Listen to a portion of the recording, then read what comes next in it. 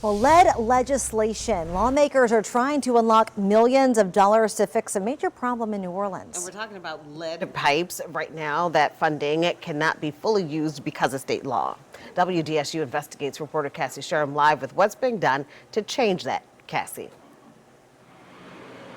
That's right. So we do have the money basically to replace all of those lead pipes. But again, it is stuck in place right now. So lawmakers are trying to do everything they can to fix it because they say homeowners and just people here in New Orleans are at risk. So let's take a look at those two bills that are at the state capitol right now aimed at removing that barrier. Right now, federal funding requires crews to replace both the public and private sides of a water line. But Louisiana law limits using public money on private property, so that work cannot fully be moving forward. Now, one bill would ask voters to change the Constitution.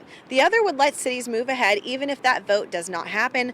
And lawmakers say the goal is simple: move faster and remove lead from the system, because experts warn the risk is growing as the pipes continue to age. And so there is that possibility, when you have corroding pipes, that some of that corrosion can come off when the pipe is being repaired, or when it's been stagnant, when there's no water going through. Then you can get some particulates coming out of that pipe, and that can serve as a big dose of lead. Now, the bills have passed and gone through the Senate committee, and we're going to be monitoring this closely. But experts do warn that if we do get to replace all these pipes, it will take years to replace every single one. Reporting here in New Orleans, I'm Cassie Sherm. Back to you. Well, right now the Artemis 2